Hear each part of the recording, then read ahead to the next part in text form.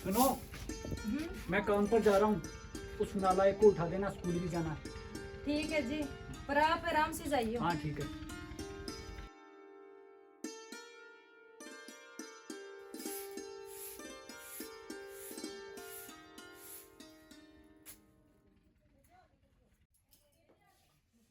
अरे अब ये कहाँ मर गया? प्रणाम माते, हम कहीं नहीं मरे। अरे नाश बेटे, सारा दूध पी गया, अब घी कहाँ से आएगा? एक तो मैं तेरा काम हल्का करूं, वरना ना तुझे दही जमाना पड़े और ना बिलोना पड़े। घनी बकवास ना कर, चुपचाप नहा धो के स्कूल चला जा। माँ तुम मार लिए कर, पीट लिए कर, पर स्कूल का नाम लेके डराया ना कर। अरे डरा नहीं रही हूँ, जे तेरे बाप को पता चल गया ना तो तेरी खाल उधेड़ देगा। तू चुपचाप स्कूल चला जा।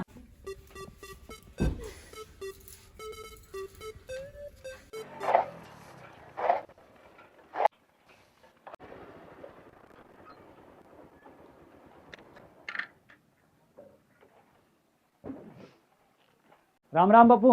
हाँ बेटे, राम राम। बैठो बेटा बैठो। तू रुक एक बार, अभी आया मैं। और बेटे तेरा काम धंधा कैसे चल रहा है? काम धंधा तो अच्छा चल रहा है बापू, पर सूरज की माँ है ना, हाँ जमीन के बंटवारे के लिए बोल रही थी। ठीक है बेटा, जमीन का बंटवारा तो एक दिन होना ही है। तो बेटा कल अपने घरवाली को और सूरज को ले आना, कल सबके सामने बंटवारा हो जाएगा। ठीक है बापू।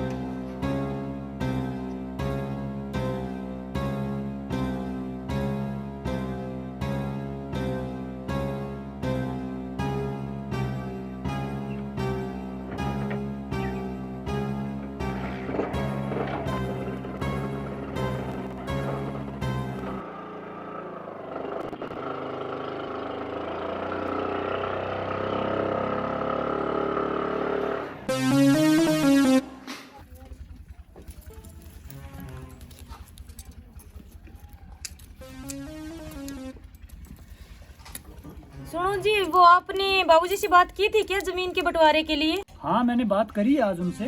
मुझे तो नहीं लगता वो इतनी आसानी से मानेंगे। मर जाएंगे पर अपने हाथों से जमीन नहीं देंगे। छोड़ो ना, कल देखते हैं क्या होगा। बापू ऐसे तो जमीन हाथ से निकल जाएगी। तू चिंता मत कर, मैंने सब सोच रखा है। पर कल बंटवारा होगा तो बड़ा भाई अपना हिस्सा मांगेगा, और रोड के पास वाला 3 बीघा खेत तो मेरे नाम है। बड़ा भाई पूछेगा तो क्या जवाब देंगे? कह देंगे तूने बात में पैसे नहीं दिए। तेरा झूठ बोलने में क्या लगता है, तू झूठ बोल देना। अगर तू दिमाग से काम लेगा तो धीरे धीरे धीरे सारी जमीन तेरे पास आ जाएगी। बस तू जैसा मैं कर रहा हूं ना वैसे करता जा तू। बापू बात तो सही कह रहे हो तुम, देखेंगे कल क्या होगा।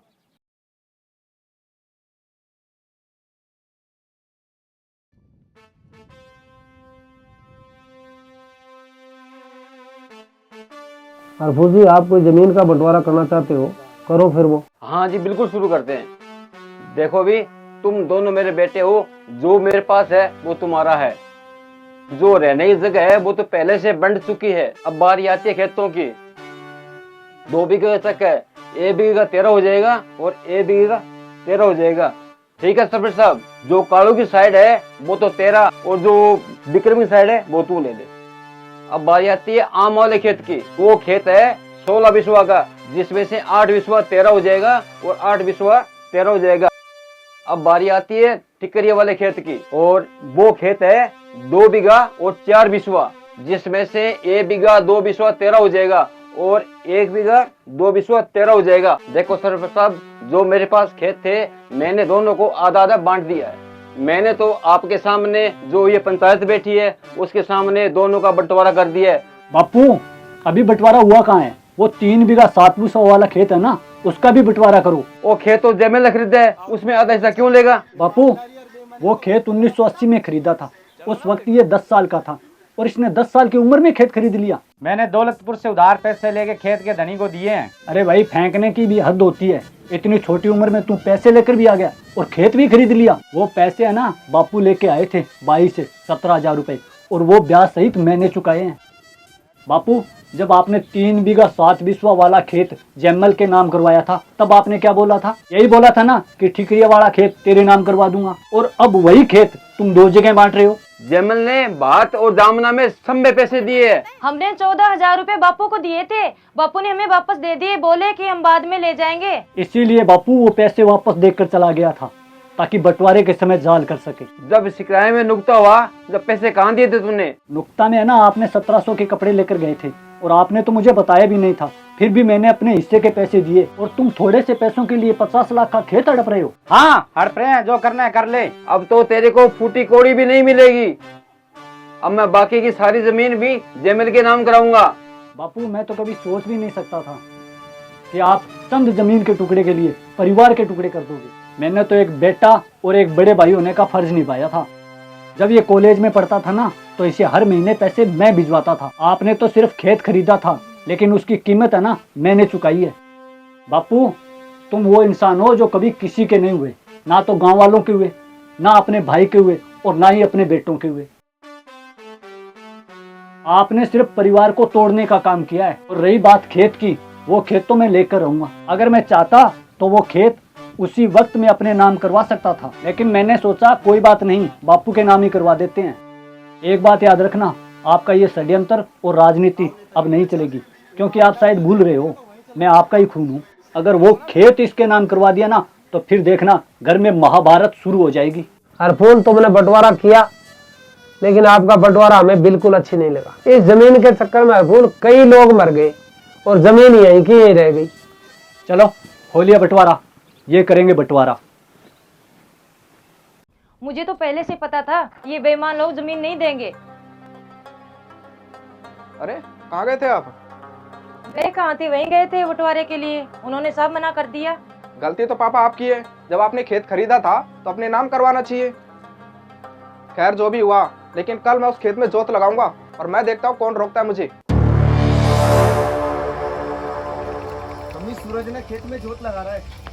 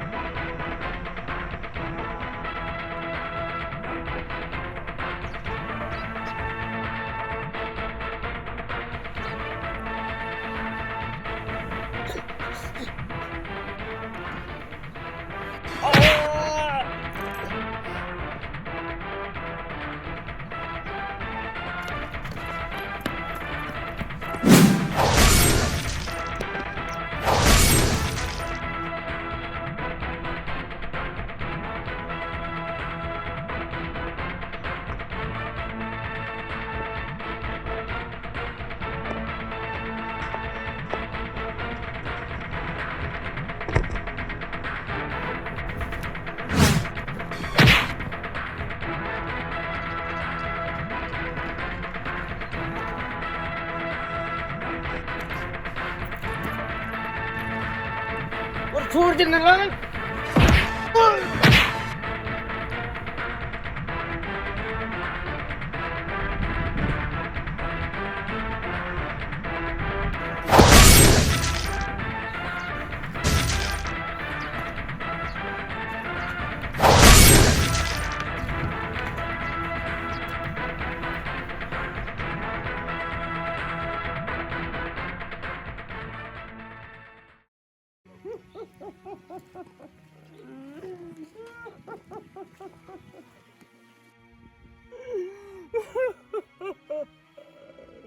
हे भगवान, ये सब क्या हो गया?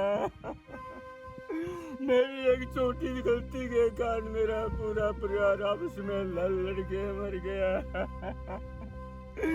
पूरा परिवार नहीं हो गया रे भगवान।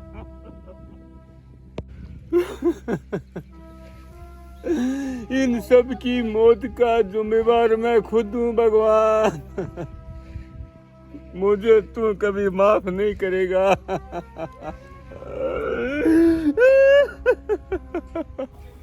चंद जमीन के टुकड़े के लिए पूरे परिवार के टुकड़े हो गए। जमीन यहीं की यहीं रह गई और पूरा परिवार आपस में लड़ लड़ कर मर गया। यही घर घर की कहानी है।